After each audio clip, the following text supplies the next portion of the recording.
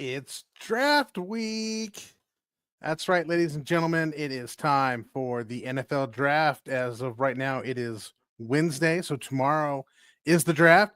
And I'm here to get you prepared. I'm here to go through all the options, all the steps, everything you need to be prepared so that when the Browns inevitably do something stupid, you don't have to sit there and scream, "What the elf was that?"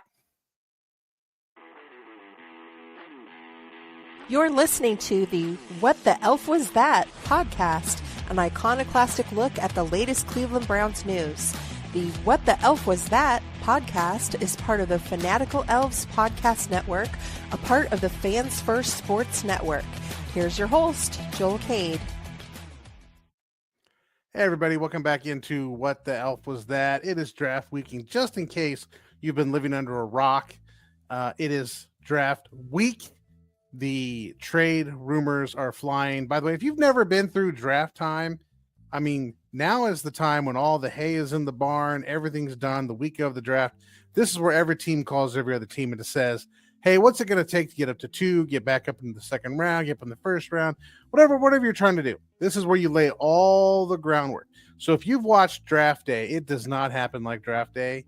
Rarely does it happen like draft day. So if you've watched draft day, watch it. It's okay, I guess. But interestingly, you know, they go through a lot of trades that a lot of teams haven't traded the groundwork for. But in fairness, I mean, like, trades were unexpected. Anyway, wanted to give you some helpful tips to negotiate the draft and what to look for and what to watch for. So first of all, the draft is one giant poker game. Okay? Just if you think of it as a poker game, it'll be so much more fun. If you think of it as, oh, I'm going to watch this guy walk up, announce somebody's name, everybody's going to clap, and we're going to go on. What you have to understand is there's a poker game happening at number 1, number 2, number 3, number 4, and each hand is different. So once the Titans pick, right, the Browns are on the clock. Then a whole bunch of options open up. Then the Browns either trade or pick, and then a whole nother game opens up, the whole other possibilities. So if you see it as a poker game, it's a lot more exciting. So that said, I want to give you some of my personal tips. One, nobody knows anything. Okay. Everything is conjecture. And to say that, it's important to realize that, because if everything is conjecture, then there could be teams out there putting information out to try to help them. Maybe they want out of their pick. Maybe the Browns want out of 2, and they know somebody wants to jump up to 2 to get, Travis Hunter. So if they come out and Travis Hunter's great, he's this, he's that, he's the Shohei Ohtani of football, which that's hyperbole. Okay. But if you hype him up, then somebody's going to want to come get him. If, however, you don't want to trade out of the pick, or you want somebody to fall to you, you can start saying, well, Shedeur Sanders this, Shedeur Sanders that, and then hopes that maybe other teams will pick up on that and they'll fall. So this is part of the poker game that's going on. Any information you get from Schefter, Todd McShay, Daniel Jeremiah, Bucky Brooks, I'm hearing this, all these insiders. I mean, you never know. I mean, it could be real, could not be real, it could be subterfuge, could be bluffing. Everyone's playing a poker game. Okay. So one of the couple questions I ask when a draft pick is made, particularly by the Browns. So anytime a Browns team makes a draft pick, I ask 2 questions, and they're out of frustration because I think a lot of bad drafting goes on. But one, can this person return kicks? Because good God, when was the last time the Browns had somebody that could return kicks? I mean, literally last year, we're throwing a guy out there, just telling him to fair catch. We got some guy in the middle of the season. He acted like a jackwagon, so they released him mid-season. They sign these free agents. They get hurt in camp. I'm not saying anything about, I think we have DeAndre Carter this year, 31-year-old DeAndre Carter. At some point, maybe we should just draft somebody that can return kicks. I've been wanting the Browns to draft a punt returner, kick returner for the last 5 years. So my frustration has actually led to the point where, like, I initially asked, can this guy return kicks? Because that is the most neglected thing the Browns do. They literally have nobody that returns, unless you count Jerome Ford, which, come on. All right. Number 2, the next question is, can he play football? Okay. Can he play football? Because that's an important question. It goes back to what are we trying to do with the draft, right? A podcast a couple weeks ago said the draft is about getting better as a football team. It's about winning football games. But there are GMs out there who want to win the draft. And they want to make sure that the value they're picking at corresponds to the player that they're picking at with that pick. If you don't know what that's about, go back a couple podcasts and I'll explain positional value versus draft value, on and on and on. But some people get enamored with these players that have these off the chart dynamics, off the chart athleticism. A perfect example of this, by the way, is Jalen Milroe. And I know there's a lot of buzz between Jalen Milroe and the Browns, but this is a perfect example of someone you ask, can he play football? Okay. He's got the speed, the athleticism, the jumping, the shuttle time, the 40 time, anything you want, but can't hit the broadside of a barn with a pass. But teams will say, oh my gosh, I can get this guy. He's got this great athleticism. The problem is you have to teach him to play football, because in the end, you play football. You play football, and you have to draft to win football games, not draft to win the draft. So, key questions to ask when you're watching the NFL draft. One, can he return a kick? Because, my God, how long has it been since the Browns have had a guy that can return kicks? And two, can this person play football? Or are we just drafting somebody because of their cool athleticism, their ability to jump real high and run real fast? And boy, that looks good. If I could just coach him up, if I could just teach him to play football. In my opinion, we are not in the business of teaching someone to play football. If this person has played little league football, junior high football, high school football, college football, and they are 21, 22 years old, and they can't play football, they're not going to play football. Okay? It's just not going to happen. If they've been spent most of their life playing football and they still can't play football, they're not a football player. They're just a really good, shiny, athletic toy for someone to come in and say, look at this cool thing we got. Let's see if we can make something happen with it, because people overestimate their ability to coach. If this person has dedicated over a decade of their young life to football and they can't play football, you're not teaching them to play football in the NFL. It's just not happening. Okay, so those are the things to keep in mind when evaluating draft picks. Like, can they return kicks and can they play football? It seems so easy, right? Draft players that can play football to help you win football games. But so often and so many times, people just don't do it. It's mind-boggling. And it's mind-boggling that I have to come in here to a podcast to tell you to think about, hey, can this person play football? Speaking of people who play football, the number 2 pick. Now, I've been listening to other people's podcasts because I told you I don't break news. I just give my opinion on news. I've been listening to Todd McShay and other people, and they're claiming that this year's draft has about 2 premium players, maybe 3 if you count Cam Ward. Those players obviously are Cam Ward, Travis Hunter, and Abdul Carter. I'm not sold on Abdul Carter, but whatever. If you have those 3 premium players, then everyone after that is not a premium player. Meaning, wide receiver 1 in this draft may have been wide receiver 6 in a previous draft. Left tackle 1 in this draft is like left tackle 5 in last year's draft. So if the talent isn't commensurate with the number 1 pick and people are value picking, I'm just going to put that out there. The value picks of this draft are picks 1, 2, and 3. Now, the Titans are pretty much up on Cam Ward. I don't know if that's locked in stone, but we'll see. Nobody really knows anything. They could be really pulling it fast when honest with this. But Cam Ward, quarterback out of Miami, going to the Tennessee Titans is virtually what everybody thinks is going to happen number 1, which means the Browns are sitting at number 2. And therefore, they have a shot at one of these other 2 premium players, namely Travis Hunter and Abdul Carter. So let's just run through these guys real quick. Travis Hunter is a 2-way player. Question is, he's a wide receiver and he's a defensive back, right? So he can play wide receiver. He's the best wide receiver in the draft, and he's the best defensive back in the draft, all wrapped up into one person. He has absolutely tremendous athleticism and ball skills, He relies on that athleticism and ball skills, which means he's going to need coached.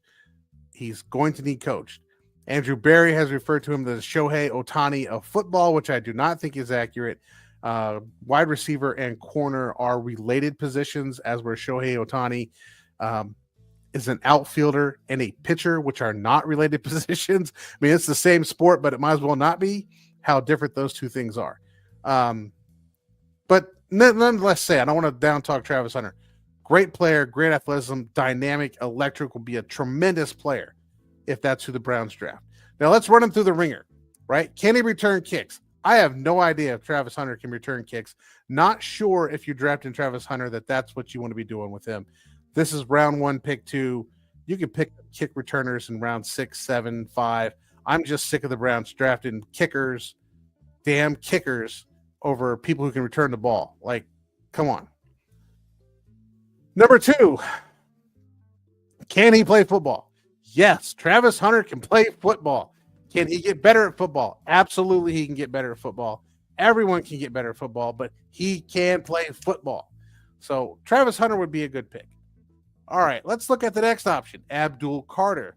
And you've heard me talk about Abdul Carter if you're paying attention to what I've been dealing with. Abdul Carter is called an edge defensive end. He's a linebacker. Let's just call him a linebacker because that's what he is. He's a linebacker that lines up in the middle of the field almost 50% of the plays. Then if he's out on the edge, he's lined up in a 2-point position and not in a 3-point position. He is not a traditional defensive end in the way that Jim Schwartz would use a defensive end. He is a linebacker. Now, he is a good linebacker, okay? He can come off blocks, elude blocks, and can make plays. Darts in, like, I want you to really think of Jeremiah Owusu-Koramoah, who reported to off-season training workouts. Looked like he was a homeless dude, like most of them look like they were homeless. I don't even understand that. You make millions of dollars, but you can't dress better than the homeless guy walking down the street. And I know, like, what homeless people look like because I live downtown in where I live, and we got homeless people walking by all the time. They look like Bunker Jonesy from whatever that video game is the kids all play. I mean, he looks like that dude Bunker Jonesy. Here comes Jeremiah Owusu-Koramoah with the sweatpants and the hat looking like he's homeless. I mean, he looks like one of the homeless dudes that walks by my house. So I don't understand. Not even that. Joe Flacco comes in with the same, I am digressing quickly, the same homeless looking outfit. Just go back and look at the Browns players coming into OTAs. I don't even know if it's OTAs, whatever they're showing up for. They all look like they're homeless. I don't get it. You make millions of dollars, dress nicer. Anyway, act like you make money. He's a linebacker.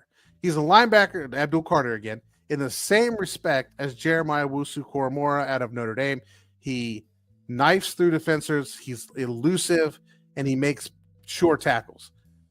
The problem with these players is if somebody gets a hold of him, he's toast. Abdul Carter is the same way.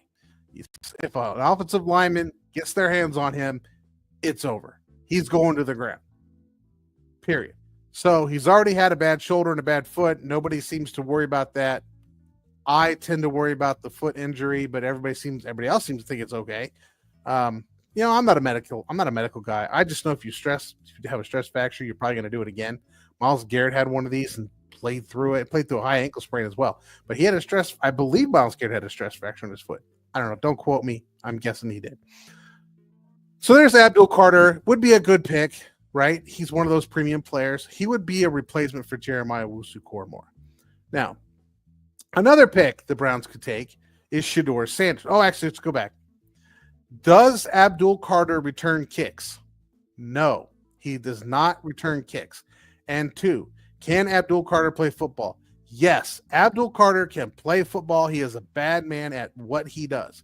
The question is what he does, what the Browns need right now, particularly if we think there might be hope that Jeremiah Owusu-Koramoah comes back. Probably not. Okay, moving on. The other option that's been out there at number 2 is Shedeur Sanders. I am a fan of Shedeur Sanders. I am a fan of taking people that can help you win football games. I believe the Browns, if they took Shedeur Sanders, can be helped to win football games.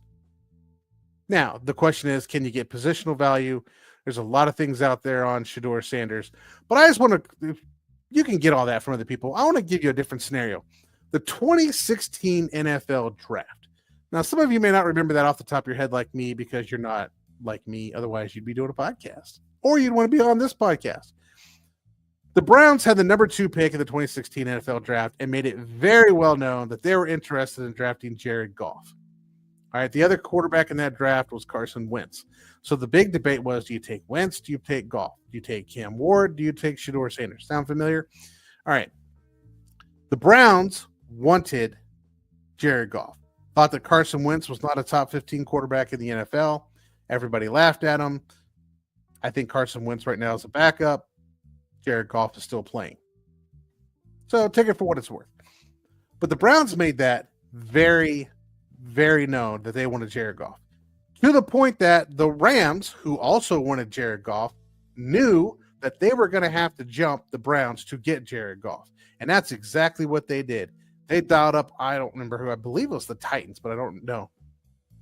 Might have been the Titans. I don't remember who exactly they dialed up.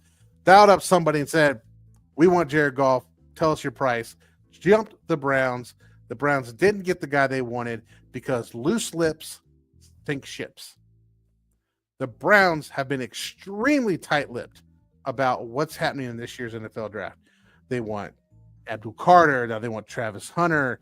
You know, nobody's saying nothing. There's certainly, if they say they want Shedeur Sanders, they're not putting that out there because the Giants are interested in Shedeur Sanders. And I am sure the Titans would love to sell off the number 1 pick. The Giants may want to jump up and grab Cam Ward. But if they like Shedeur Sanders over Cam Ward, and there are people out there who like Shedeur Sanders more than Cam Ward, Bucky Brooks being one of them, Mel Kiper being one of them, they are out there. So if the Browns were to make it known, hey, I want Shedeur Sanders, they're opening themselves up to be jumped. They've opened themselves up to be jumped when they start saying Abdul Carter, Abdul Carter, Abdul Carter. They also been up to be jumped when they're out there putting out there Travis Hunter, Travis Hunter, Travis Hunter.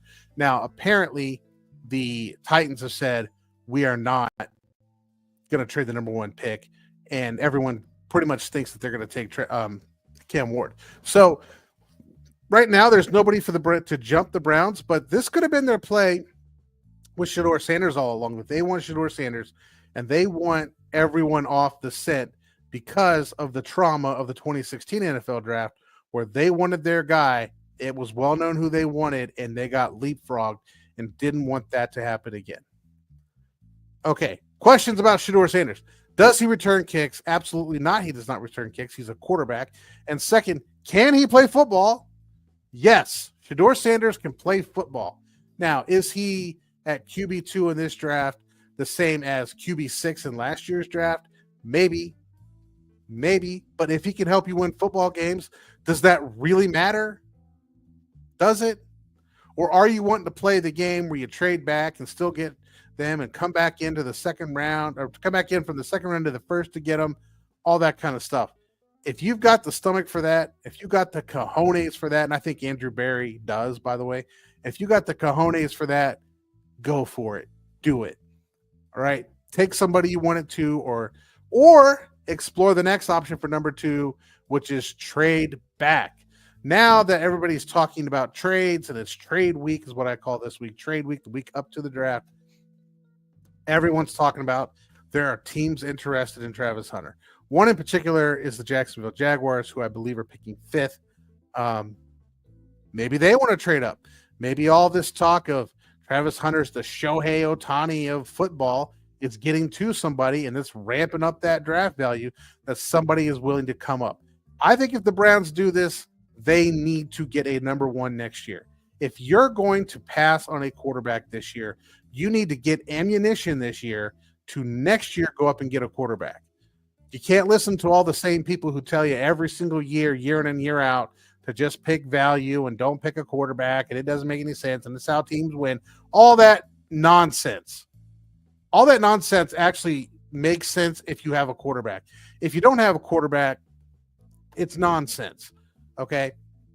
The Browns don't have a quarterback, but if you don't like Shedeur Sanders, which could be the case, then you better armor up you better draft pick up for next year to be able to throw your entire draft at whoever picks number 1 to get the quarterback you want.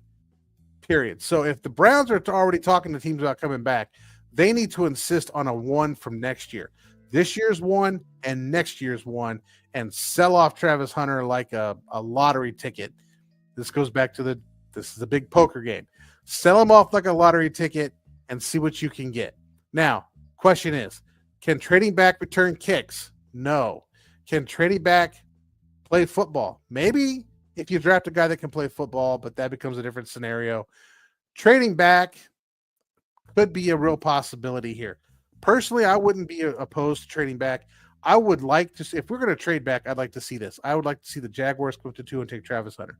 Make that splash, right, that you see in the movie Draft Day. Make that splash. Let the Giants pick Abdul Carter or sell off that pick for Abdul Carter. Let the Patriots take a guard or sell off that pick. And if you can at 5, sit there and take Ashton Genty and get a running back to revitalize the Browns' running game. The Browns are a running team. Take that running back and move on from there. Okay, from here, we're going to take a break. Give you about 10 seconds to process the tremendous amount of information I've just thrown at you on how to look at the draft before we look at our next draft scenario. See you after the break.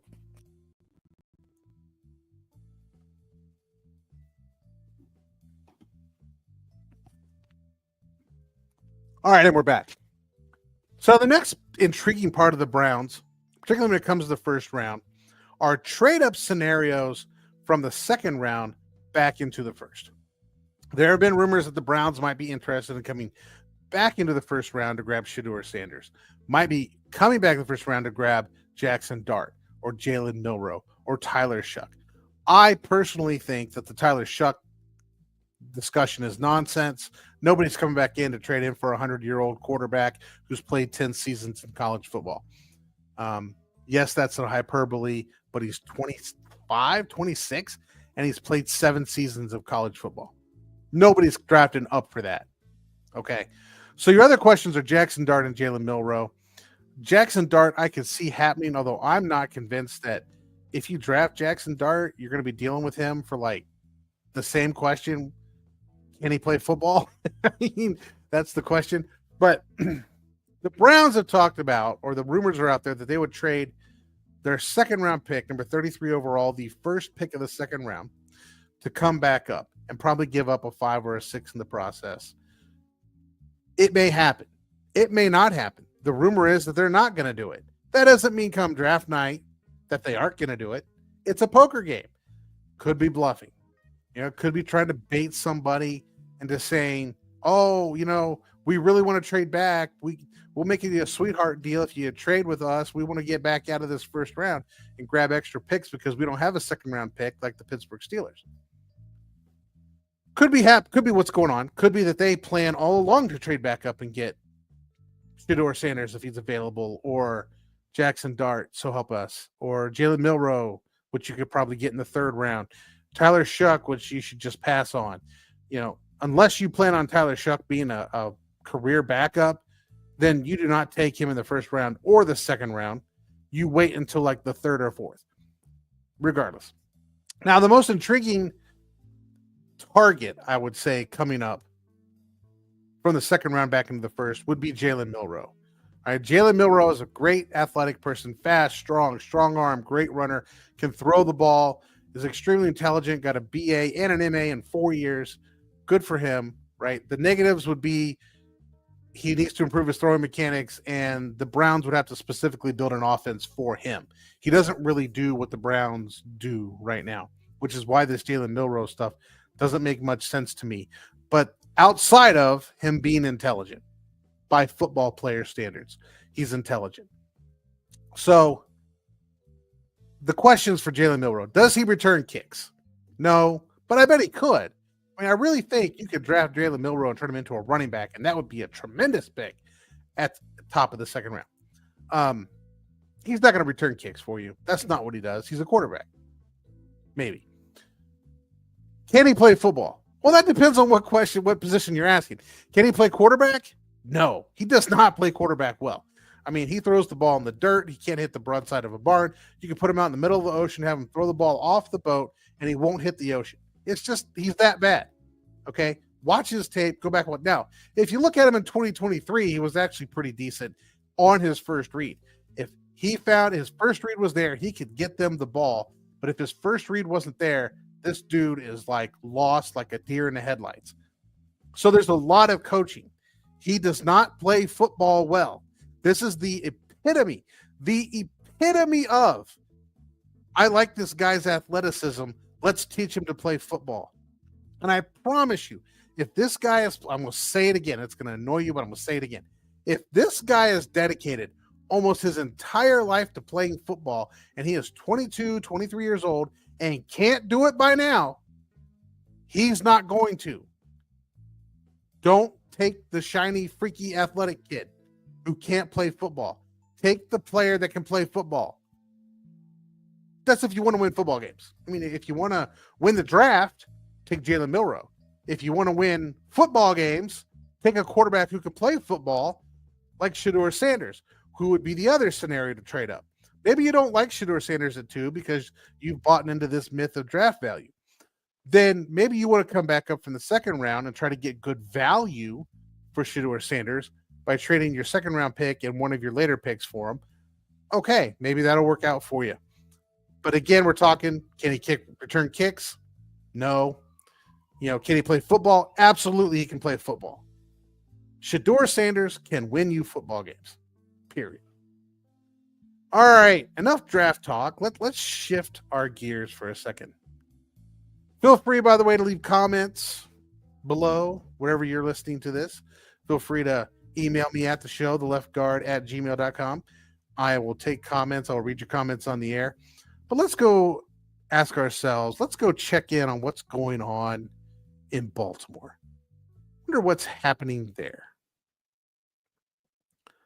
As we get our machine out. I'm actually a Ravens fan. Go to hell. All right, it's time for our famous Ravens hate segment. So I was thinking about the Ravens because I hate them. They're in my head. Actually, I'm probably living in their head. And I know that they're currently in this weird state right now.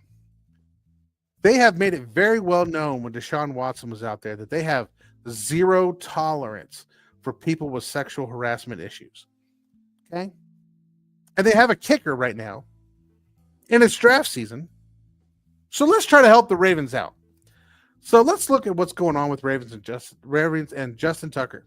Justin Tucker currently has the second highest guaranteed money on his contract for a kicker at $17.5 million, only to be outdone by I can't think of his name right now, Harrison Butker with the Kansas City Chiefs, who recently got more guaranteed money by $250,000 and recently now has a higher annual value to his contract than Justin Tucker. Justin Tucker has the second highest average base salary of $4 million $6 million per year. Although I think they're actually paying him $4 million this year, but the average is $6 million based on the contract. He's got the second highest guaranteed money, the second highest average annual base salary, and he is the second oldest kicker in the NFL. But he does lead the league for kickers in the most active sexual harassment cases filed against a kicker. So he's second in salary. He's second in guaranteed money. He's the second oldest kicker, which means his value is diminishing. And he's a headache because he has the second highest, most sexual harassment claims. Now, we know that Baltimore and their beacon of purity and moral righteousness that they are over there are concerned because given the comments they've made about Deshaun Watson and his guaranteed money and his contract and his claims of sexual harassment, that they are just wringing their hands running, what are we going to do with Justin Tucker? Because he has 18 active sexual harassment claims that he's never denied, never addressed, never dealt with, and everybody seems to be leaving him alone. But the Ravens, they are an upright organization. They are the beacon of purity and honesty and truth in the NFL. They would never, ever employ people who murder people. They would never, ever employ somebody who beats up their spouse and knocks them out on camera in an elevator. Oh, wait a minute. Just ask Ray about that. Take your pick on the Ray there. So we know the Ravens are in the market to get themselves a new kicker because they're not going to want this stain on their organization. Not when they've had Ray Lewis and his murdering activities and alleged murdering activities. I don't want sued, Ray. Don't send me the cease and don't get Lamar Jackson out there to send me a cease and desist. I didn't say the number 8. I just said murder charges. You've got other Rays who like to beat up their wives on tape, and that girlfriend's wives in elevators, that's on tape. You can look that up. They don't want this stain on their organization because they are the beacon of purity. So I've got some options for you, Baltimore Ravens. We can help you out. First of all, I have confirmed Cade York is a free agent. Now, Cade York has all of the things that you'd want in a kicker. He's got a strong leg. He can kick the ball really far. He can kick the ball really hard. Your only problem is no, he can't return kicks. He is a kicker. And 2, he doesn't really kick that well, but it's historically known that kickers don't really mature as kickers in the NFL into their late 20s, early 30s. Not sure why that's the case, but if you're looking for a kicker, Cade York might be starting to ripen as a kicker and might start to figure this out. So there's an option for you. You do not have to pay the second highest guaranteed money, the second highest contract for the second oldest kicker with the most sexual harassment claims against the kicker in the NFL. You can draft kickers. There are several kickers in the NFL draft, including Andres Borregales. I don't know how to say this. I don't know Spanish. I'm not going to pretend to. Kicker out of Miami. You've got Ryan Fitzgerald out of Florida State. Can do some kicking for you. Ben Sauls, Caden Davis, Tyler Loop, Kenneth Alamendarez, Dragan Kessick, Graham Nicholson, Maddox Trujillo, and Jonathan Kim. And I'm telling you, I hate kickers. If you follow me, you know I hate kickers. I don't care if I butcher the name. I just don't care. They're kickers. Who cares? Kickers' lives don't matter. Who cares? Don't hurt kickers.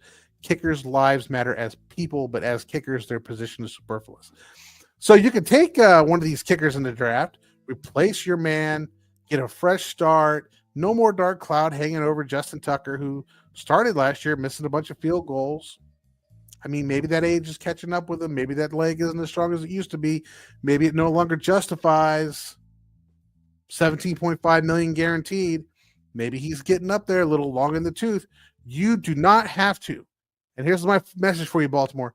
You do not have to have a man with 18 sexual harassment claims against him on your roster.